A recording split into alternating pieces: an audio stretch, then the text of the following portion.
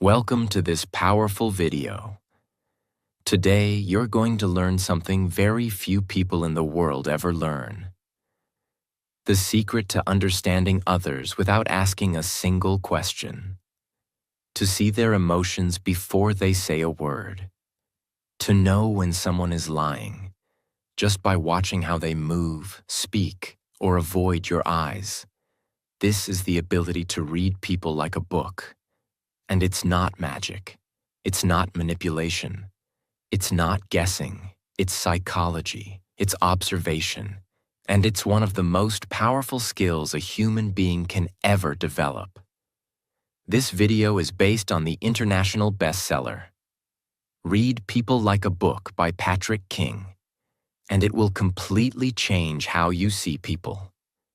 In fact, once you finish this video, you won't look at your boss, your friend, your partner, your family, or even strangers on the street the same way again. Because their true thoughts, their emotions, their intentions, you'll finally be able to see them clearly. Most people walk through life blind. They hear words and believe them. They ignore body language. They miss the clues. They get lied to, used, manipulated, rejected. They say, but he said he loved me. They say, she said everything was fine. But what if you could see what's behind the words? What if you could catch the signals? What if you could tell with quiet confidence? He's nervous. She's hiding something. They're not telling the whole truth. This person's insecure but pretending to be strong. That one is real. That one is honest. Wouldn't that change everything? That's the power of this book, and that's what you'll learn today. In this video, you'll learn how to read people's body language, how to spot openness, defensiveness, suspicion, nervousness, confidence, how to detect lies instantly, how to understand someone's real emotion, even when they're trying to hide it. How to develop the most underrated superpower on Earth, observation. And remember this video is not just about psychology. It will also improve your English. You'll hear clear, real examples. You'll understand emotional vocabulary. You'll learn how to describe behavior in English, like a professional. So whether you want to become a better communicator, a better listener, a better partner, or just someone who's harder to fool, stay with me, because we're just getting started. Now let's begin your transformation. Chapter 1. Words lie, but behavior doesn't. Let's begin with the first and most important truth of this entire book. People can lie with words, but they can't lie with behavior. We live in a world where people are trained to say the right thing even when they don't mean it. They say, I'm fine, but they're not. They say, I trust you, but their arms are crossed and their face is tight. They say, this deal is great for you, but they're avoiding eye contact, checking their phone, leaning away. Words are a tool, and tools can be used to hide the truth. But behavior, posture, eyes, tone, space, timing, movement, these are hard to fake because they come from the subconscious mind. They're automatic. And that's why learning to read behavior is 100 times more powerful than memorizing phrases. Imagine this. A manager is sitting in a meeting. He says to his team member, don't worry, your job is completely safe. He's smiling, but his body is rigid. His feet are pointed toward the door. His shoulders are tight. He's not blinking. He says, completely safe, but his tone is flat and cold. Your ears hear, you're safe. But your eyes, your instincts, they whisper, he's already decided to fire you. This is the difference between people who get blindsided in life and people who see the truth before it explodes. Here's the science. Your words come from your thinking brain, prefrontal cortex. You control them. But your body language, voice tone, facial reactions come from your emotional brain, limbic system. You don't control them. That's why someone can say, "I'm not mad," but their jaw is clenched, voice is sharp, and their body is stiff. You must learn to trust the body more than the mouth. If you're just starting, here's what to observe. First, arms. Crossed equals protection. Open equals comfort. Feet. Pointing away equals want to escape. Shoulders. Tight equals tension or lying. Eye contact. Too much equals forced. Too little equals hiding something. Speech speed. Fast equals anxiety. Slow equals control or thinking. Tone. High equals uncertainty. Low and calm equals confidence. Watch how the body and words match, or don't match. If someone says, "I love it here," but their body is stiff, they're not smiling, and they're fidgeting. That's not truth. That's performance.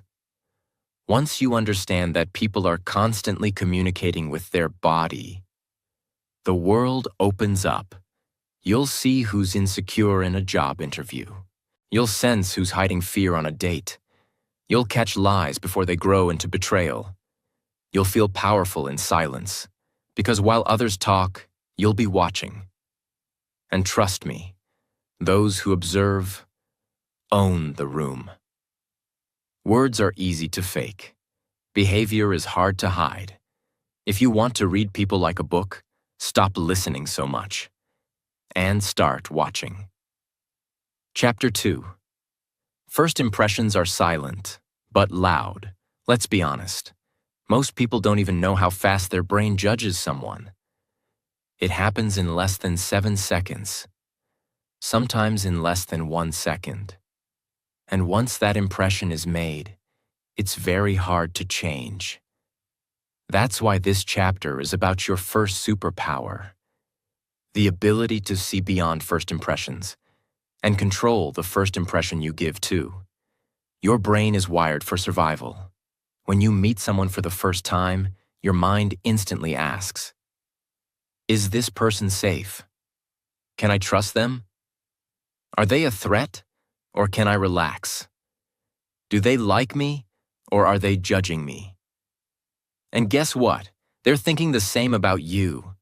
This judgment happens before a word is spoken, and it's based on posture, facial expression, eye movement, clothing, energy, body movement, how they enter the room. If you want to read people like a book, train your eye to observe these fast signals in the first moments. Openness versus defensiveness. Open posture equals arms relaxed, palms visible, shoulders down. Defensive posture equals arms crossed, one shoulder raised, hands hidden. Example. A girl walks into a party with her arms behind her back, chest forward, and head high. She looks around confidently. Her energy says, "I'm open. I'm not afraid." Another person enters with hunched shoulders, arms folded tightly, and fast steps toward the corner of the room. Their body says, "I don't want to be seen." You didn't need to hear a word. You already read them. Facial expression plus eye behavior.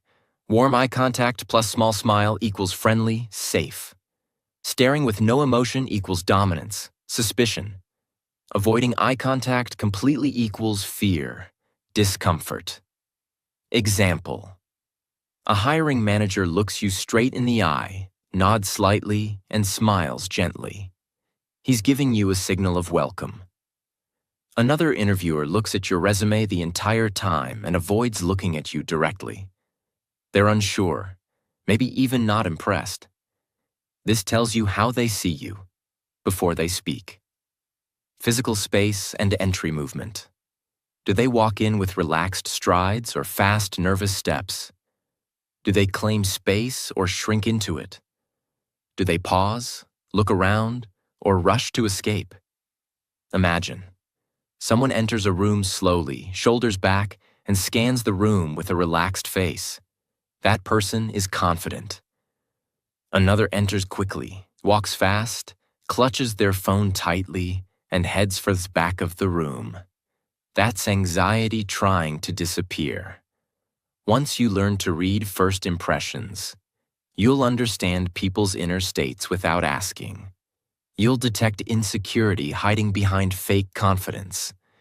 You'll see when someone's pretending to be happy but is actually broken inside.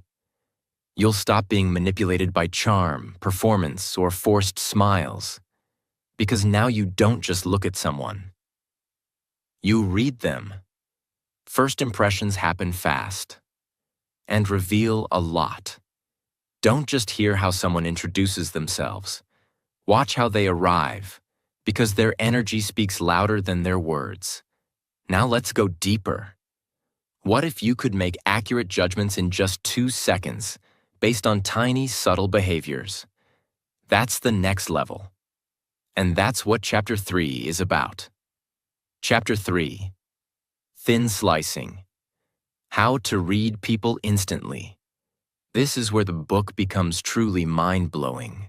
There's a concept in psychology called thin slicing. It means making fast, accurate decisions based on very small slices of information.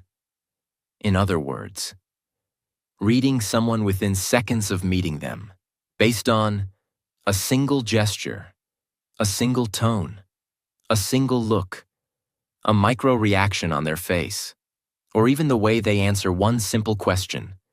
Your brain has been learning for years, watching, observing, absorbing patterns.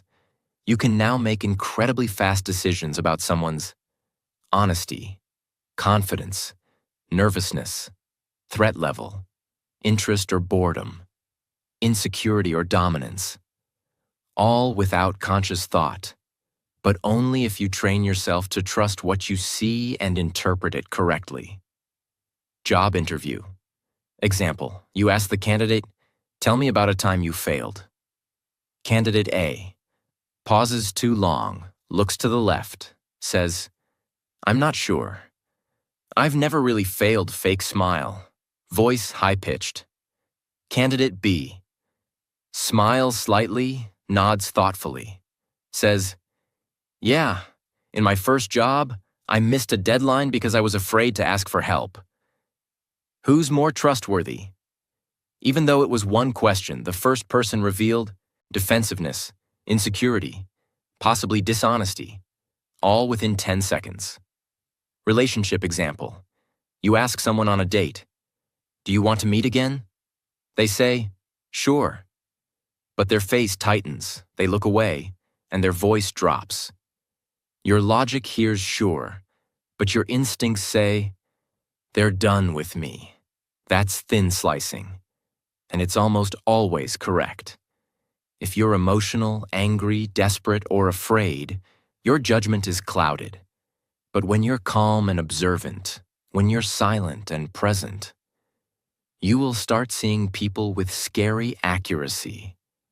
You'll notice a fake smile just by how the eyes don't crinkle, a lie just by how they hesitate before answering, a manipulator just by how they dominate a conversation while avoiding vulnerability. It feels like a superpower, but it's not magic, it's practice. Thin slicing is used by FBI agents, psychologists, high-stakes negotiators, master salespeople, detectives, and now, you. Because once you start noticing the small details, the truth is impossible to hide. You won't fall for fake people anymore. You'll avoid bad deals, bad friendships, bad relationships. You'll protect your energy, your goals, and your heart. Because you don't need to wait for someone to show their true colors later. You'll see them in the first minute. Pay attention to the small signs, a look, a pause, a twitch, a fake smile. The truth is not always spoken, but it's always shown. If you want to read people like a book, train yourself to observe. Faster. Chapter 4. The body tells the real story. Here's a truth you must remember forever. The body leaks the truth. Always. Even when the mouth tries to hide it. You can wear a fake smile. You can say, "I'm confident." You can lie, charm, flatter, or deny. But your body will betray you. Why? Because the body is controlled by your subconscious, and the subconscious doesn't lie. This chapter is about training your brain to read that body, just like reading a sentence in a book. The 4 major body zones to watch. If you want to truly decode someone, observe their arms and hands, shoulders and chest, legs and feet, overall posture and movement. Each of these zones gives off emotional signals. Let's break them down with powerful real-life examples. Arms and hands. Openness versus defensiveness. The arms are like emotional shields. When someone feels safe, their arms will open up. When they feel threatened or uncomfortable, their arms will close in. Open signals. Arms relaxed at the sides. Palms facing up. Hands open or gesturing naturally. Arms on the table, not crossed. Defensive signals. Arms crossed across the chest. Hands clenched. Fidgeting or hiding hands under the table. Touching the neck, watch, or sleeves repeatedly. You're talking to a client during a negotiation. At first, his arms are relaxed. But when you mention your price, he folds his arms tightly and leans back. What does this tell you? Words might say, "That sounds reasonable." But the body is screaming, "I feel threatened. I'm pulling back." You just got free insight into how they really feel, without asking. Shoulders and chest, confidence or stress. The shoulders reveal tension, pressure, and emotional discomfort. And the chest tells you whether someone is proud or scared. Confident body language. Shoulders down and relaxed. Chest slightly lifted. Balanced stance. Head aligned with spine. Stressed or submissive body language. Shoulders raised and tight. Chest caved in. Head tilted downward or tucked in. You're interviewing 2 job candidates. Candidate A walks in, sits straight, shoulders back, hands on the table, relaxed smile. Candidate B walks in hunched, arms folded, shoulders high, and head slightly down. Even before they speak, your brain whispers, "Greater than candidate A owns the room. Candidate B is afraid of it. Legs and feet, where they want to go." This is one of the most ignored parts of body language, but also one of the most honest. Here's why. People can control their words. They try to control their face, but they almost never think about their feet. Foot signals. Feet pointed directly at you equals engaged. 1 foot pointed toward the door equals wants to leave. Shifting from foot to foot equals discomfort or nervousness. Legs crossed away from you equals emotional distance. Legs crossed toward you equals emotional openness. Imagine, you're on a first date. They're smiling, laughing, talking, but 1 foot is pointed sideways. They shift in their seat often. They keep glancing toward the entrance. What's happening? They're physically present, but mentally. They're planning their exit, and you just read the truth with your eyes. Overall posture. The energy they carry. Posture tells you what someone believes about themselves. Powerful posture. Upright, aligned spine. Shoulders relaxed. Head level, not tilted. Taking space confidently. Weak or submissive posture. Slouching. Neck pulled in. Shoulders collapsed. Body shrinking into itself. Example. You're at a group meeting. One person is sitting back, arms on chair, looking relaxed. Another is hunched over, biting a pen, scribbling nervously. Who do you listen to more? Even before they talk, the posture speaks. One feels in control. The other feels small. The body is a book, and every movement is a sentence. The arms speak protection or welcome. The shoulders tell you who's relaxed or stressed. The feet tell you who wants to be here and who doesn't. And posture tells you whether someone believes in themselves or wants to disappear. Start watching, because behavior is never silent. Chapter 5. Personal Space, the silent language of power, intimacy, and fear. Now that you understand how the body reveals the truth, let's talk about distance, because how close or far someone stands from you is not random. It's psychological, and it tells you exactly how they feel about themselves, you, the situation. This is called proxemics, the science of personal space. And it's one of the most accurate indicators of trust, fear, comfort, power, and dominance.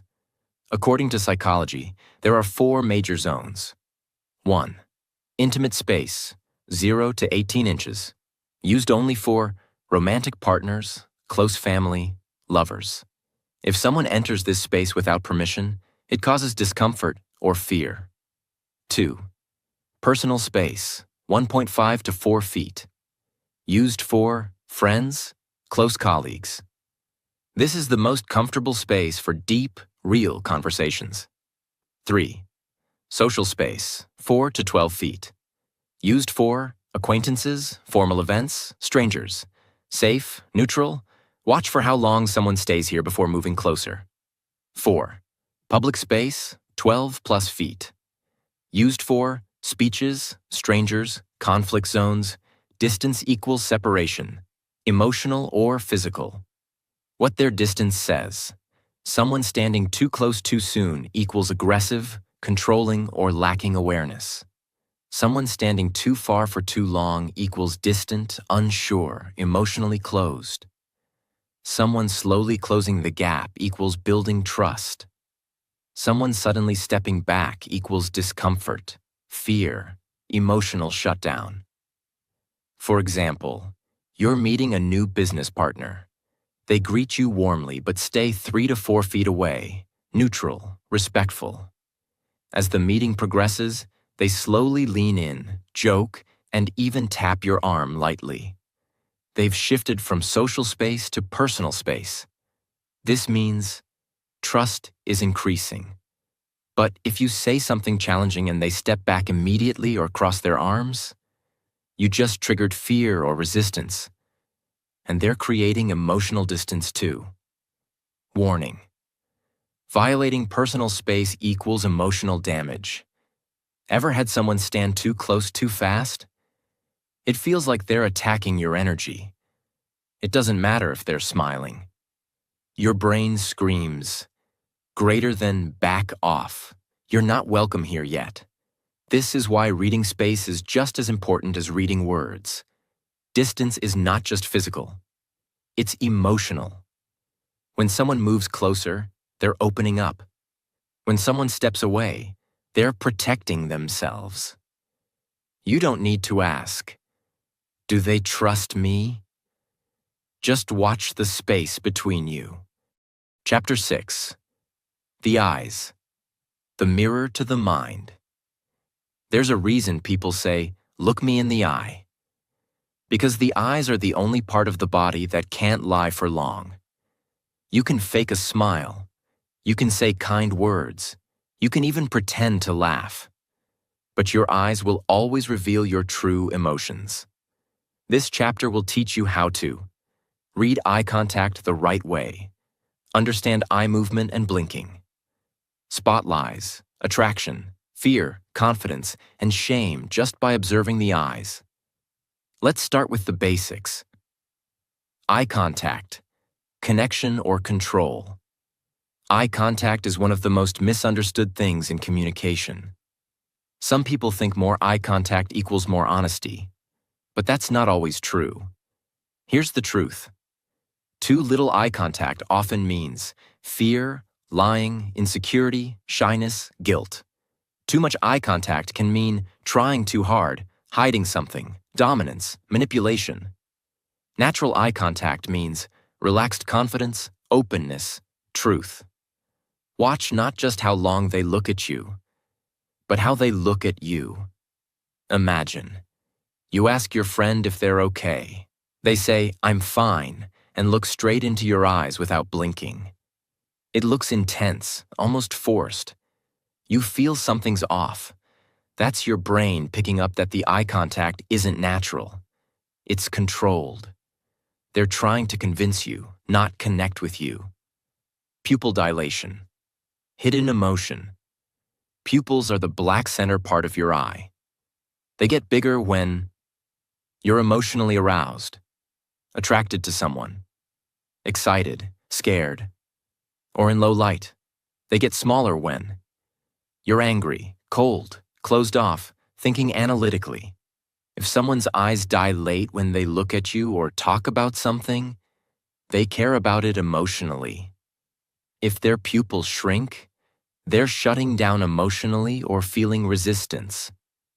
Example: you show a product idea to your business partner. They smile and say, "It's great." But their pupils remain small and their eyes seem cold. That's a sign they're not emotionally connected to what they're saying. Blink rate. Truth versus stress. Blinking is automatic, and most people blink 10 to 20 times per minute. But when someone is lying, nervous, thinking fast, or emotionally overwhelmed, their blink rate often increases dramatically. Some even blink rapidly for 2 to 3 seconds before answering. Eye movement patterns. When people look up and to the left, they're remembering. Up and to the right, they're constructing or imagining. Down, they're feeling emotional or guilty. Sideways, they're distracted or escaping mentally. So if someone looks up and right when telling you a story, they may be making it up. If they look down and away, they may be ashamed or emotionally vulnerable. Key emotional states in the eyes. Attraction equals dilated pupils, slow blinking, relaxed gaze. Fear equals wide eyes, rapid blinking, scanning room. Shame equals looking down, avoiding eye contact. Lying equals forced eye contact or sudden avoidance. Confidence equals steady, relaxed, natural eye contact. Don't just listen to words, watch the eyes. They are the only part of the body directly connected to the brain's emotional center. And they speak the truth, even when the mouth lies. Chapter 7. Facial expressions. The truth behind the mask. The face is the first place people look for emotion. But it's also the first place people try to hide it. The key skill you'll learn in this chapter is how to recognize micro-expressions. Tiny facial movements that last less than a second, but reveal exactly how someone feels. These expressions are uncontrollable. They flash before someone can fake it. Let's go through the 7 universal micro-expressions. 1. Anger. Eyebrows pulled down and together. Eyes glare. Lips pressed tight or curled. Jaw clenched, nostrils flared. A customer says calmly, "I'm not upset." But their eyebrows are tight and jaw is tense. You now know they're angry, but hiding it. 2. Disgust. Nose wrinkled. Upper lip raised. Head may turn away. Eyes may squint. Someone hears your idea in a meeting. They smile politely, but for a second, their nose wrinkles and their lip curls. They're disgusted, but trying to be polite. 3. Fear. Eyes wide open, eyebrows raised, mouth slightly open, breathing fast. 4. Surprise. Eyes wide, eyebrows up, jaw drops slightly. Difference from fear? Surprise is shorter and followed by another emotion, usually happiness or anger. 5. Sadness. Inner corners of eyebrows pulled up, eyes downcast, lips turned down, chin may tremble. This one is very hard to fake, especially the eyes. If someone is truly sad, their eyes lose brightness. 6. Happiness. Corners of lips pulled up, eyes crinkle at the edges, Very important. Cheeks lift. Fake smiles usually involve only the mouth. Real smiles involve the eyes. Always. 7. Contempt. One side of the mouth raised slightly, like a smirk, often combined with narrowed eyes. Contempt is dangerous. It means disrespect, superiority, and hidden dislike. Your friend says, "I'm happy for you," but their mouth twists slightly to one side. That's not support. That's envy disguised as kindness. Learn the face, not the fake face, but the flashes that escape before the performance begins. In just half a second, you can catch what someone really feels. Their mask may be perfect, but their face will still leak the truth. Chapter 8. The voice. How they say it reveals everything. Now let's move to the voice.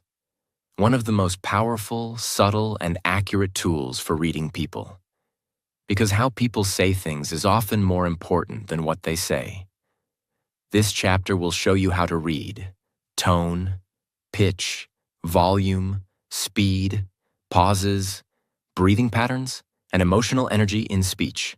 Tone of voice, warm or cold. Tone is the emotion behind the words. A soft, warm tone equals comfort, love, trust. A sharp, cold tone equals anger, control, or detachment. A flat tone equals boredom or disinterest. Someone says, "I missed you." If their voice is low, soft, and calm, it's sincere. If it's high-pitched or flat, they might be acting or detached. Pitch. Confidence or insecurity. High pitch equals nervousness, anxiety, lying. Low, steady pitch equals calm, control, truth.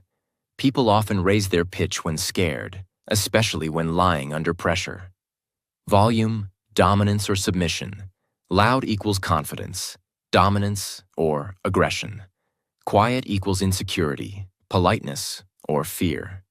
Variable equals manipulation or emotional instability. Watch for sudden changes in volume. It often means emotional spikes. Speed, truth or stress. Fast talking equals nervousness, overthinking, pressure. Slow talking equals control, honesty, or anger suppression. Sudden speed up equals fear or excitement. If someone answers too fast, they might be trying to rush past your attention. If they pause, breathe, and answer slowly, they're likely thinking clearly. Pauses and hesitation. Silence is powerful. People who lie often pause unnaturally.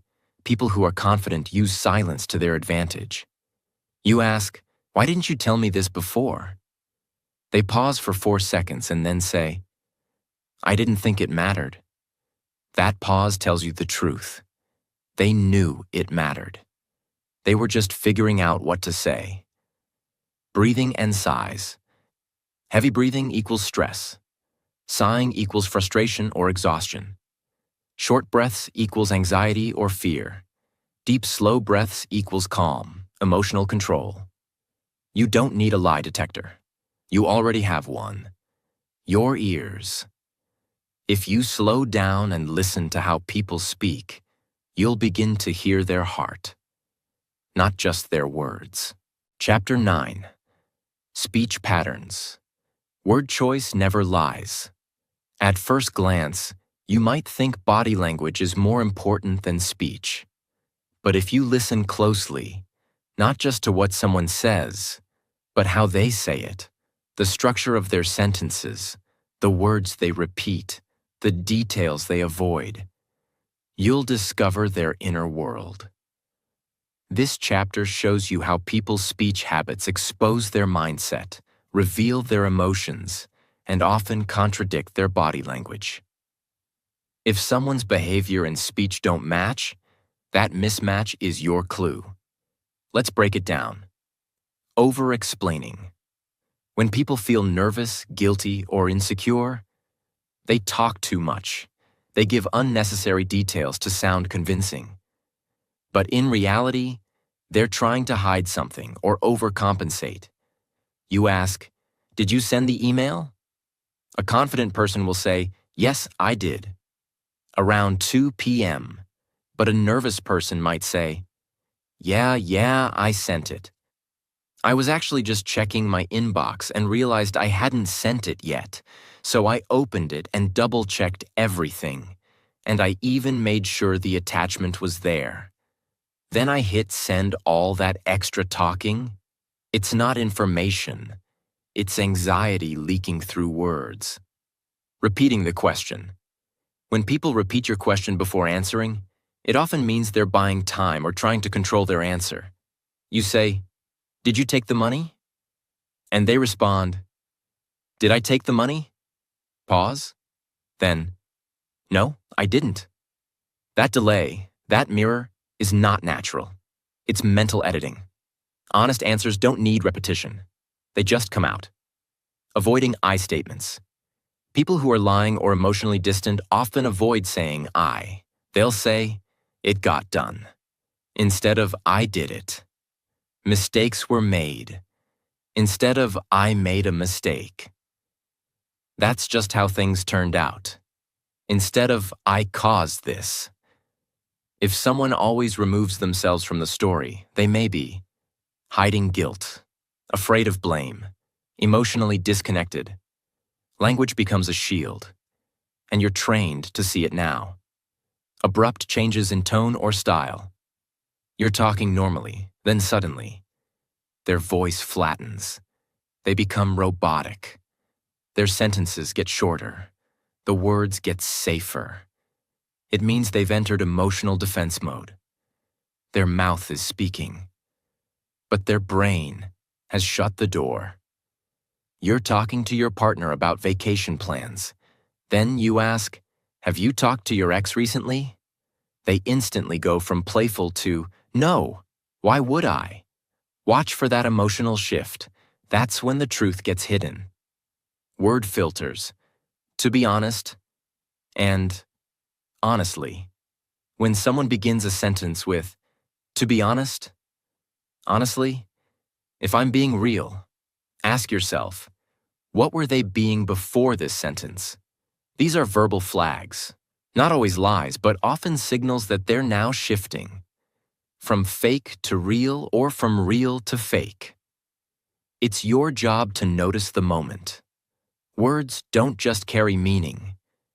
They carry intention, emotion, and fear. By watching someone's speech patterns, you'll stop hearing just information and start hearing what they're hiding, what they regret, what they're afraid to say, and what they want you to believe. Listen smarter, speak less, see more. Chapter 10. Detecting Lies. The 5 Silent Clues of Deception. Now we reach one of the most powerful and requested skills of all. How to tell when someone is lying. Let's be honest, everyone lies. Sometimes to protect others, sometimes to protect themselves, sometimes to manipulate and control. But here's the secret. Lies are heavy, and the body struggles to carry them. This chapter will show you the 5 most reliable clues that someone is not telling the truth, even if their words sound perfect. These are not guesses. These are research-backed behaviors found in thousands of lie detection studies. Let's uncover the truth. 1. The body and words don't match. This is the most powerful lie detector. If someone says, "I'm really excited about this," but their arms are crossed, their voice is flat, and their feet are pointed away, you believe the body, not the mouth. Truth is smooth. Lies create tension, and that tension shows up as mismatch. 2. Too many details. Lies require construction. Truth flows naturally. If someone gives you way more information than needed, they might be creating a fake story, trying to sound believable, overcompensating for guilt. Example. "Yeah, I left work early. I mean, traffic was bad, but I stopped by the grocery store to get milk, and then I realized I forgot my wallet, so I had to turn back." Too much, too fast. That's not a story. That's a cover-up. 3. Delayed or forced emotion. When someone is truly sad, angry, or happy, the emotion comes before the words. Their face shows it naturally. But liars often reverse it. First they speak, then they try to act the emotion. This is called emotional leakage. Example: I'm so sorry for what I did. Then comes the frown, then the eye contact, but only after the words. It feels wrong, and your instinct knows it. 4. Vocal tension and breathing. Liars often clear their throat, speak in a higher pitch, pause more, breathe faster. Because lying creates physiological stress. The body enters fight or flight mode, and you can hear it if you stop and listen. 5. Sudden grooming or discomfort. When someone lies, they often touch their neck, scratch their head, adjust their clothes, rub their hands together, fidget with objects. These are self-soothing actions. Their body trying to release the tension the lie is creating. Watch for these the moment you ask a direct question. The truth stands tall. Lies wobble. If you learn to watch tension, timing, tone, and behavioral mismatch, you won't just hear the lie. You'll see it happening. You won't need proof. You'll feel it in your bones, because your subconscious mind already knows. And now your conscious mind knows too. Chapter 11. Personality clues. What behavior tells you about someone's core identity? Now we go beyond reactions and lies, into something deeper. This chapter is about understanding who someone really is, not just what they're feeling today, but what they believe about themselves, their worldview, their core emotional identity. Because the way someone moves, speaks, reacts, and carries themselves, all of it reveals the story they tell themselves internally. Let's learn how to decode it. 1. The confident versus the insecure. Confident people. Take space, use stillness, maintain steady eye contact. Don't rush their words. Speak from their chest, not their throat. Insecure people. Shrink, move constantly, avoid eye contact, talk too much or too little. Hesitate before answering. You don't need to ask, are they confident? Just watch them walk into a room. 2. The honest versus the people pleaser. Honest people. Say no without apology. Set boundaries clearly. Admit when they don't know something. Look relaxed even when disagreeing. People pleasers. Laugh too quickly. Agree too fast. Say yes while their body says no. Apologize for existing. The more someone tries to please everyone, the more they abandon themselves. And you'll see it in their behavior. 3. The dominator versus the manipulator. Dominator. Leads directly. Makes decisions out loud. Accepts conflict when needed. Stays consistent in behavior. Manipulator. Plays nice, then plays victim. Uses passive aggression. Avoids direct answers. Changes personality based on who's watching. The difference is control. One leads to serve. The other controls to feed ego or weakness. Watch their patterns over time. You'll know. You don't need a personality test. You just need to observe. People reveal themselves in how they react to pressure, how they treat those with no power, how they speak when nobody's watching, how they change or stay the same. Once you can read someone's behavior as a pattern, not just a moment, you'll know their true character. And when you know someone's character, you can protect your life, your time, your energy, and your future. Chapter 12. Emotional triggers. Reading reactions that reveal deep pain. Sometimes people don't tell you what's bothering them. They say, it's nothing. They say, I'm over it. They say, it doesn't matter anymore. But then they explode, or go silent, or act cold for the rest of the day. This chapter is about learning to read those emotional triggers, moments when something small causes a big reaction, revealing a wound that hasn't healed. What is an emotional trigger? A trigger is not the pain itself. It's the thing that activates the pain. It could be a certain word, a facial expression, a type of joke, a question, a reminder of someone from the past, a situation where they felt powerless once. Most emotional triggers are rooted in rejection, abandonment, failure, betrayal, being ignored, being judged. When triggered, people don't act like themselves. They act like the younger version of themselves, the one that first felt the wound. How to read a triggered reaction. Watch for sudden mood changes, overreactions to small events, body tightening, clenched fists, locked jaw, eyes getting distant or angry, silence that wasn't there before, a fake smile that suddenly appears. These are all signs that something invisible just got touched. And now the real person is reacting from emotion, not logic.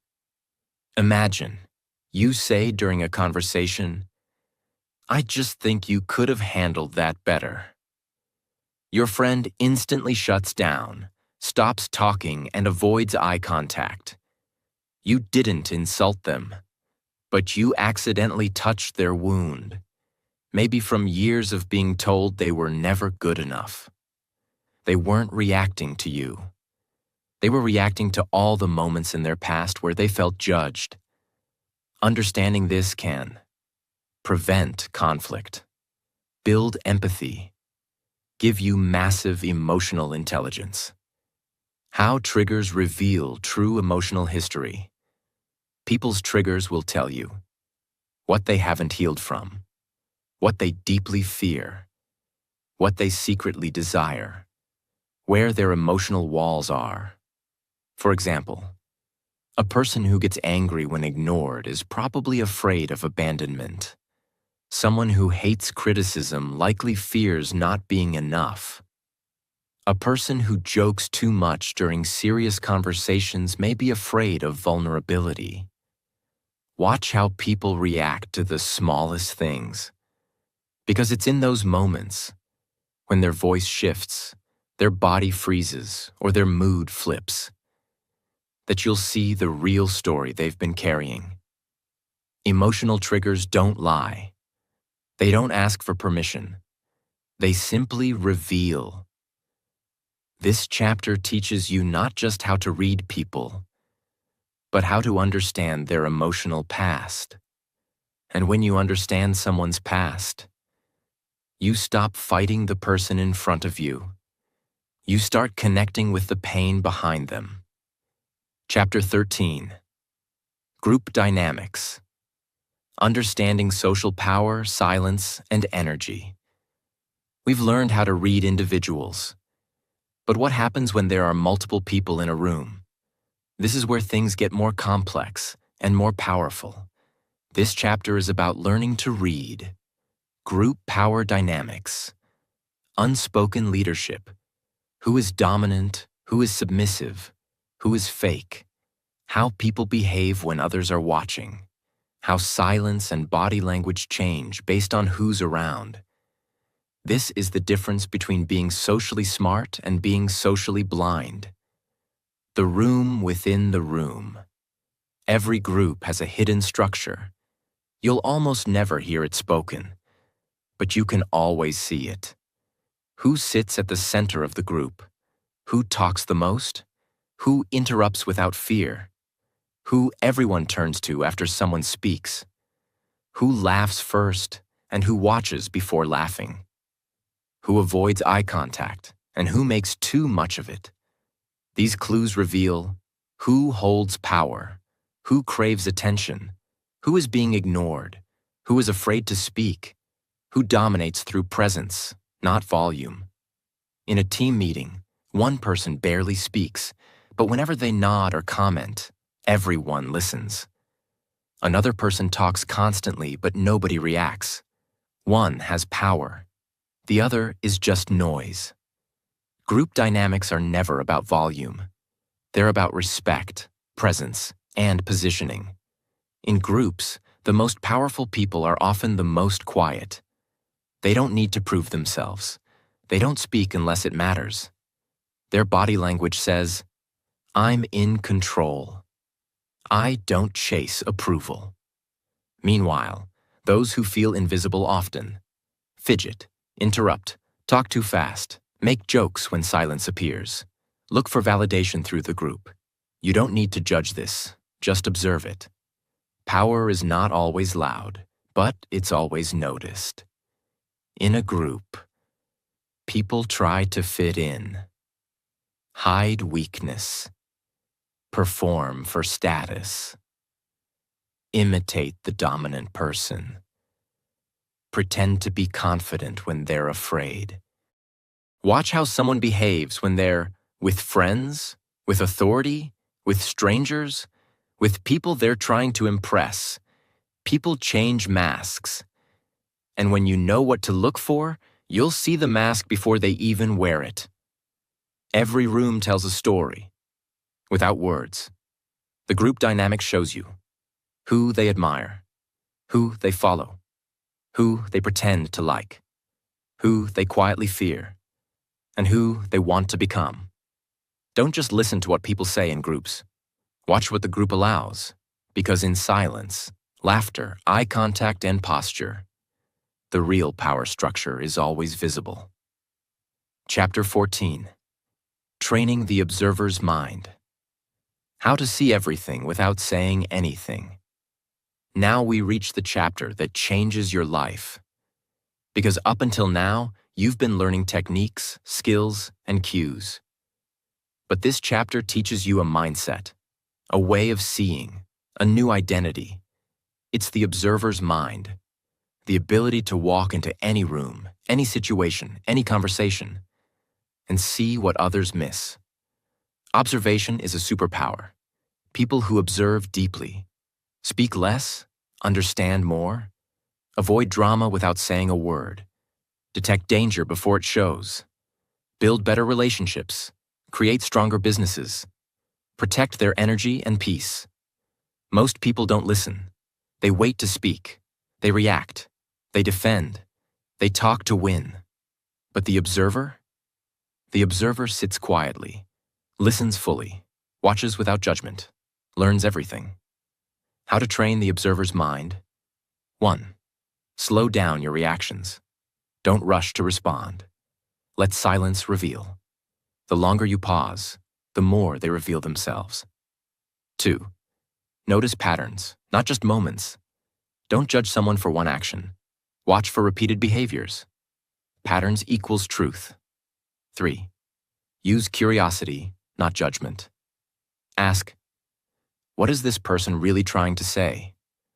What are they hiding? What emotion is behind that smile? 4. Listen to your body. Your gut knows before your brain does. If you feel uncomfortable, unsafe, or unsure, trust the signal and investigate. 5. Detach from your need to be liked. If you're desperate to be accepted, you won't see the truth. You'll only see what you hope to see.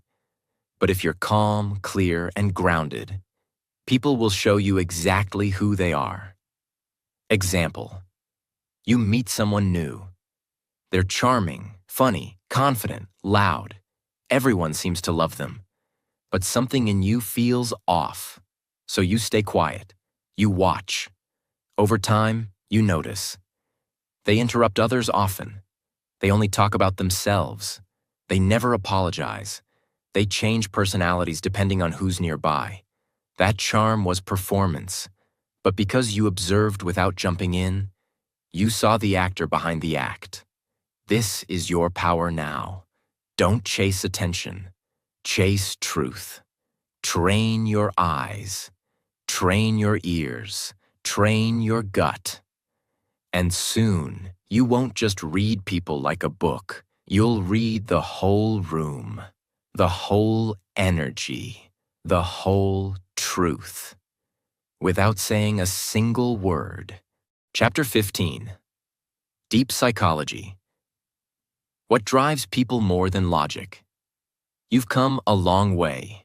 You've learned to read body language, micro-expressions, tone, space, voice, patterns, lies, personalities, and pain. But if you stop there, you'll only see what people do. To go deeper, you must understand why they do it. And the truth is this: most people are not driven by logic. They are driven by emotion, insecurity, fear, guilt, pride, pain, and unconscious beliefs they don't even know they carry. This is the final and ultimate lesson in learning how to read people.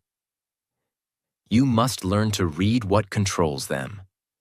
And what controls them is usually childhood wounds, emotional programming, learned fears, invisible trauma, repeated emotional patterns, and a desperate need to be accepted, seen, and loved.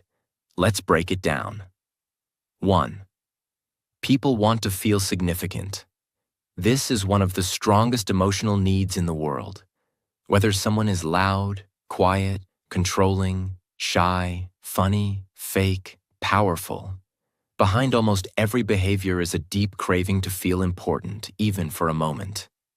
You'll see it in the person who constantly interrupts.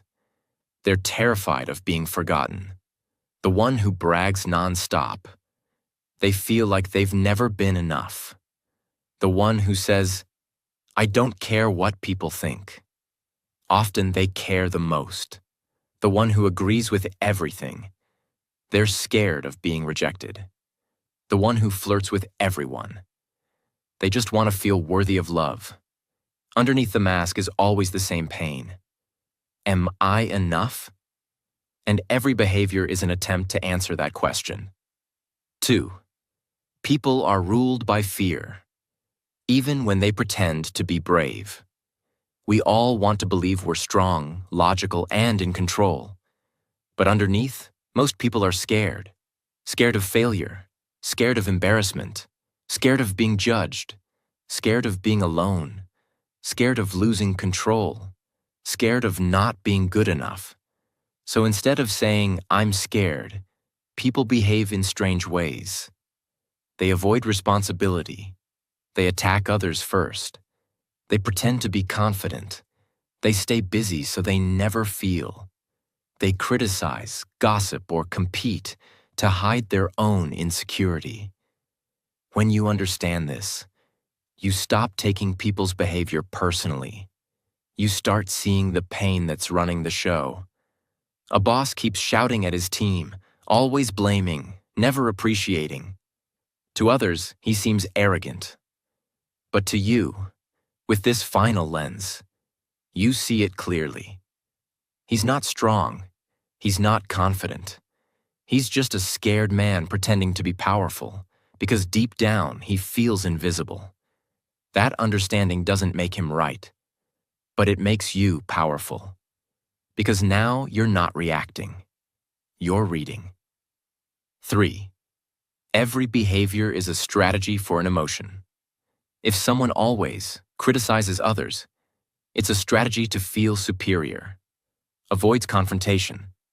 It's a strategy to stay safe, lies often. It's a strategy to protect their image, jokes nonstop. It's a strategy to distract from vulnerability, controls everything. It's a strategy to feel secure, shuts down. It's a strategy to avoid emotional pain. No one wakes up thinking, "I'll lie, manipulate, hide, or fake today." But their emotional brain says, "Do whatever it takes to survive, to avoid pain, to feel love, to stay in control." Your job is not to fix people. Your job is not to judge them. Your job is to observe and see the truth behind the mask. So you don't take their behavior as fact. You take it as data. People are not logical creatures. They are emotional beings, using behavior to protect themselves from pain. To truly read people like a book, you must stop focusing only on what they do and start understanding what drives them, what scares them, what made them, and what they're still running from. If you do this, you'll stop reacting. You'll stop doubting yourself. You'll stop chasing fake love and shallow praise. And you'll finally stand in quiet power, seeing the full truth without needing to control anyone, because you've already mastered the only thing that matters: your own awareness. You've just completed one of the most important, most powerful, and most life-changing summaries ever created. This wasn't just a book. This was a blueprint to emotional intelligence, powerful communication, quiet confidence, and unshakable awareness. You've learned how to read eyes, voices, body language, space, personality, emotions, pain, lies, group energy, deep human psychology. And in doing so, you've not only learned how to read others, you've started learning how to understand yourself. Because the truth is, when you start observing people, you begin to observe your own triggers.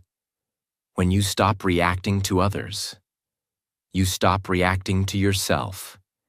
And when you stop being blind to the truth, you stop being fooled by the world. This skill is not about controlling people. It's not about winning conversations. It's about living in truth, trusting your instinct, seeing what others miss, and protecting your peace, your energy, and your future. Now, before we end, here's a message for you, the listener, the student, the observer, the warrior. You are not weak for being sensitive. You are not stupid for trusting the wrong people. You are not broken because you couldn't read the signs before. You're just becoming aware now, and that changes everything. You don't need to talk louder. You don't need to explain more. You don't need to prove anything. From now on, your silence will speak. Your energy will lead. Your eyes will see. And your mind will understand. You have learned to read people like a book, but the most powerful chapter will always be the one you write for yourself. If you found this video powerful, if it changed how you think, if it helped you understand the world a little better, then don't keep it to yourself. Subscribe for more videos like this. Comment what part hit you the hardest, and share this with someone who needs to see the truth and protect their heart. Your support helps this message reach millions, and your journey to self-awareness, emotional intelligence, and quiet confidence is just beginning. Thank you for being here. This was Read People Like a Book, full life-changing summary. I'll see you in the next video. Stay powerful, stay aware, and never stop observing. The world is speaking. Now you know how to listen.